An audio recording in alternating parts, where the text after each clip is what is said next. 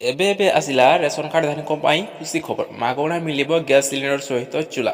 ଆପଣମାନେ କେମିତି ପାଇବେ ତାହା ଜାଣିବା ପୂର୍ବରୁ ଆପଣଙ୍କୁ ଛୋଟିଆ ଅନୁରୋଧ, ଭିଡ଼ିଓକୁ ନିଶ୍ଚିତ ଭାବରେ ଶେଷ ଯାଏ ଦେଖିବେ ଏବଂ ଚ୍ୟାନେଲରେ ନୂଆ କରି ଆସିଥିଲେ ଚ୍ୟାନେଲକୁ ସବସ୍କ୍ରାଇବ୍ କରି ଭିଡ଼ିଓକୁ ଗୋଟେ ଲାଇକ୍ କରି ସାଙ୍ଗସାଥି ସହିତ ସେୟାର କରିନେବେ, ଯାହାଦ୍ୱାରା ସେମାନେ ମଧ୍ୟ ଜାଣିପାରିବେ। ଚାଲନ୍ତୁ କ'ଣ ରହିଛି ସମ୍ପୂର୍ଣ୍ଣ ଖବର ଉପରେ ନଜର ପକାଇବା। ହଁ, ଏହି ଯୋଜନାରେ ପ୍ରଧାନମନ୍ତ୍ରୀ ନରେନ୍ଦ୍ର ମୋଦି କାର୍ଯ୍ୟକାରୀ କରିଥିଲେ। 2016ରେ ପ୍ରଧାନମନ୍ତ୍ରୀ ଦ୍ୱାରା ଆରମ୍ଭ ହୋଇଥିବା ପ୍ରଧାନମନ୍ତ୍ରୀ ଉଜ୍ଜ୍ୱଲା ଯୋଜନା ବିଷୟରେ ତ ଆପଣମାନେ ବେଶ ଭଲ ଭାବରେ ଜାଣିଥିବେ।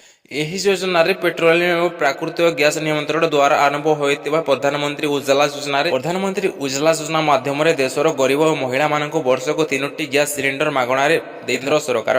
ତ ଯଦି ଆପଣଙ୍କ ଏହା ଲାଭ ପାଇବା ପାଇଁ ହେଲେ ଆପଣଙ୍କ ପାଖରେ ନିହାତି ଭାବରେ ରେସନ କାର୍ଡ ରହିଥିବା ଆବଶ୍ୟକ ବୋଲି କୁହାଯାଇଛି।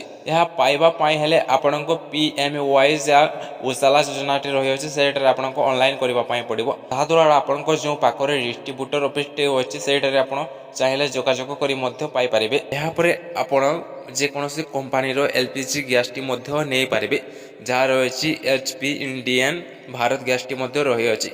ଯେକୌଣସି ଗ୍ୟାସ୍ଟି ଚାହିଁଲେ ଆପଣ ଯେକୌଣସି କମ୍ପାନୀର ଗ୍ୟାସ୍ଟି ଆପଣ ଚାହିଁଲେ ନେଇପାରିବେ।